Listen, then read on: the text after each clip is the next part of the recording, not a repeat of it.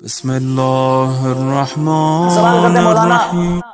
مولا علی کے دروازے پہ حملہ اور مولا علی نے کیوں نہیں بچایا؟ چلو اگر مولا علی تلوار اٹھاتے کیا ہوتا؟ ذرا سے پریکٹیکلی سوچو کیا ہوتا؟ امام حسین کے ساتھ کیا ہوا؟ شہید ہو گئے نا۔ مولا حسن نے جب دیکھا جب کوئی ساتھ نہیں دے رہا تو امام نے کیا کیا؟ صلح کی نا۔ کیوں؟ اگر مولا اس وقت لڑتے اور شہید ہو جاتے تو بقائے دین کا کیا ہوتا؟ امام نے تو ایک ایسا صلح کیا جس میں بنو امیہ کا حقیقی چہرہ لوگوں کو دکھایا۔ کوئی نہیں مانتا تھا کہ یہ ایسے ظالم ہے، امام نے ثابت کیا کہ یہ بندہ جھوٹا ہے۔ کہ تم بنو ہاشم کو قید اور زندان میں نہیں ڈالو گے، جتنوں کو ڈالا ان کو آزاد کرو۔ تم بیت المال سے بنو ہاشم کے غریبوں کو دو گے۔ آج کے بعد ممبروں سے میرے بابا کو برا بھلا نہیں کہو گے، سنت رسول پہ عمل کرو گے، اپنے بعد کسی کو اپنا جانشین نہیں بناؤ گے۔ ایک پر بھی امیر شام نے عمل کیا نہیں کیا۔ امام نے ایسا کام کیا تاکہ تاریخ میں آنے والے لوگ پڑھیں کہ حسن کے مقابلے میں کوئی سچا نہیں تھا۔ جس بنیاد پر علی اور حسن لڑ رہے تھے وہ بنیادیں صحیح تھیں، لیکن اس کے ذہن میں جو تصور بنایا گیا، اس بچے کا قصور نہیں ہے، کیونکہ ہماری یہ بر صغیر کی جو سوسائٹی ہے نا، ہندو سوسائٹی تھی، انہوں نے جو اپنے بھگوان بنائے ہیں 6 ہاتھ اور پتہ نہیں کیا کیا، ساری فیک چیزیں ہیں۔ اب ان کی مینٹلٹی ایسی، ان کو ایسا ہیرو پسند آتا ہے، وہ فیک مینٹلٹیز بناتے ہیں۔ اس بچے نے بچپن سے دیکھا کوئی ایسا ہیرو ایک مکہ مارتا ہے پتہ نہیں 10 لوگ، اب اس کا تصور مولا علی کے لیے ایسا ہی ہے کہ پتہ نہیں مولا تلوار اٹھاتے اور پورا مدینہ اور پورا مکہ جمع ہو جاتا تو مولا پتہ نہیں تلوار اٹھا کے ساروں کو مار دیتے۔ بھائی ایسا نہیں تھا، وہ بشری جسم رکھتے تھے۔ ہاں معجزہ کرتے تو ہو سکتا تھا، لیکن وہی امام حسین کربلا میں لڑے، مولا کو زخم بھی لگ رہا ہے، بدن سے خون بھی بہ رہا ہے۔ کہ امام سجاد فرماتے ہیں اتنا خون بہ چکا بابا کو اٹھنے کی طاقت نہیں تھی، وہ بھی اگر جسمانی طور پہ لڑ رہے ہیں۔ ہاں بہادر تھے علی، جنگ میں سب سے بہترین جنگجو تھے، وہ توانائی وہ طاقت تھی، لیکن وہ میدان جنگ میں جب سپورٹ 1 بائی 1 جب مولا لڑتے تھے تو مولا صاحب کو شکست دیتے تھے، جیسے جنگ احد میں یا مختلف جنگوں میں ہوا۔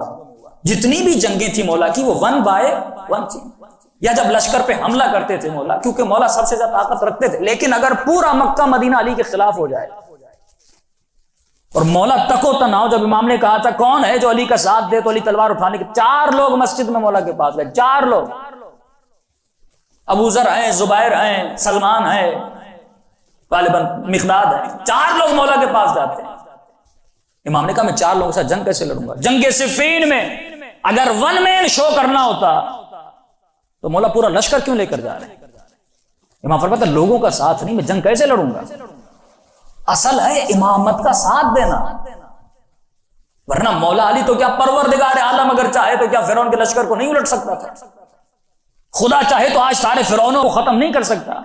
بھائی اللہ کو 1 مین شو نہیں کرنا، اسے دنیا میں اگر فتح چاہیے تو لوگ لڑیں اپنی فلاح و بہبود کے لیے۔ یا علی مثل کا مثل الکعبہ، تیری مثال کعبے کی طرح ہے۔ اگر لوگ تیرے پاس آئیں گے تو علی پھر اٹھتے ہیں، ورنہ لوگ نہیں آتے تو امام پر بھی واجب نہیں ہے۔ اب اس کا یہ تصور ہے مولا تلوار اٹھاتے، سیدھی بات تھی مولا شہید ہو جاتے۔ جن لوگوں نے سیدہ کو نہیں بخشا، جن لوگوں نے حسن کو نہیں بخشا، کربلا تیرے سامنے آیا۔ یہ لوگ جو اعتراض کرتے نا علی تلوار اٹھاتے، ان کو کربلا کا منظر دکھا، حسین نے تلوار اٹھائی تھی، کیا ہوا تھا حسین کے ساتھ؟ بچے مارے، بہنوں کو اسیر کیا، بیٹے کو مار دیا، بھائی کو مار دیا، 6 مہینے کے اصغر کو بھی لوگوں نے نہیں چھوڑا۔ تو سیدھی بات ہے جب آپ کسی حکومت کے خلاف اٹھتے ہو نا، لوگ سمپلائز کر کے سمجھیں، تعصب سے باہر نکلو۔ ایک سیاستدان بھی کسی ماشاء اللہ کے خلاف نکلتا، اس کا حال کیا ہوتا تمہیں پتا ہے؟ جس کے پاس فوج ہو، جس کے پاس پاور ہو، جس کے پاس اقتدار ہو، کوئی بندہ اس کے سامنے کھڑا نہیں ہو سکتا۔ وہی سیاسی جنگ تھی، علی کیسے کھڑے ہوتے؟ کیونکہ فوج ان کے پاس تھی، لوگ ان کے پاس تھے، قبیلے ان کے پاس تھے، ناممکن تھا کھڑا ہونا۔ اس وقت بہترین کام یہ تھا کہ لوگوں کا اصلی چہرہ دکھایا جائے، اور وہ چہرہ دکھانے کے لیے بیسٹ آپشن تھا کہ جناب سیدہ دروازے پر جائے، تاکہ تاریخ میں آنے والوں کو پتا چلے انہوں نے نبی کی بیٹی کا بھی احترام نہیں کیا۔ اور یہ چیز کھل کے کربلا میں آتی ہے۔ اچھا کچھ ایسے میرے اہل سنت کے برادران کہتے ہیں کیسے ممکن ہے جناب سیدہ کے ساتھ ظلم ہوتے؟ میں نے کہا ٹھیک ہے نہیں ہوا، لیکن یہ بتا کربلا میں اسی نبی کی نواسیاں تھی کہ نہیں؟ سیدہ زینب کون ہے؟ ہاں سیدہ سکینہ کون ہے؟ یہ کون ہے؟ یہ نبی کی نواسیاں ہیں۔ کیا ان کے ساتھ ظلم نہیں ہوا؟ کیا حسین کے ساتھ ظلم نہیں ہوا؟ تو یہ مت کہو نہیں ہو سکتا۔ کربلا کا واقعہ پاسبلٹیز کو ظاہر کر رہا دکھا رہا ہے۔ سیدھی بات ہے، حکومت تھی، حکومتوں کی جنگ تھی، پاور کی جنگ تھی، لیکن یہ انسان کب سمجھتا ہے؟ جب انسان عقل سے اس سسٹم کو ریڈ کرتا ہے۔ لیکن اہل بیت نے ایک چیز بتائی کہ لا خوف علیہم ولا هم یحزنون، ان کے وجود میں نہ حزن تھا، ان کے وجود میں نہ خوف تھا۔ اگر خوف تھا تو پروردگار عالم کا، اگر غم تھا تو غم نہیں تھا، کیونکہ یہاں پر محدود چیزیں ہیں۔ غم وہ کرتا ہے جو دنیا سے دل لگاتا ہے۔ مولا علی نے تو کہہ دیا تھا، علی نے اس دنیا کو 3 طلاقیں دے دی۔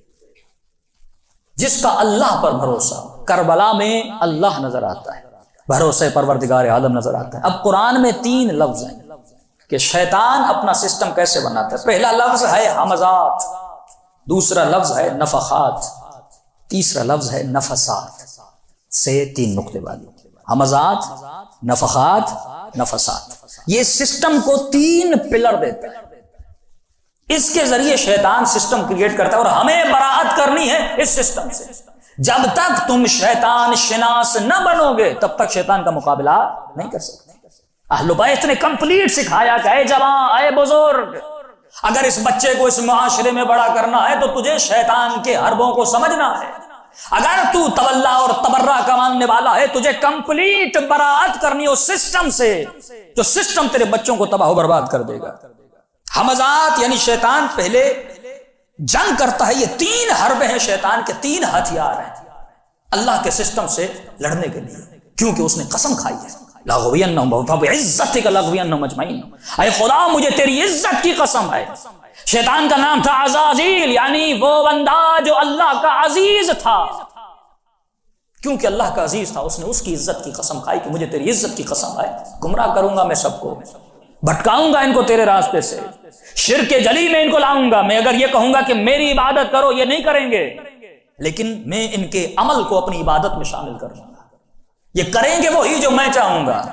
تو فرمایا پہلی جنگ یہ کرتا ہے، یہ اللہ کے خلیفت اللہ کو، اللہ کے بھیجے ہوں کو، ولی اللہ کو یہ تحقیر کرتا ہے، یہ اس کی ایسا کام کرتا ہے کہ معاشرے میں وہ ذلیل بنے، یہ علماء کی تحقیر کرواتا ہے، یہ ان کو گالیاں دلواتا ہے، یہ معاشرے میں ان کے اسٹیٹس اور ان کی ویلیو کو گرا دیتا ہے، کیونکہ اگر یہ تحقیر ان کے وجود میں آ گئی تو لوگ علماء کی طرف نہیں، جب علماء کی طرف نہیں جائیں گے لوگوں کی زندگی کے رول ماڈل اور ہوں گے۔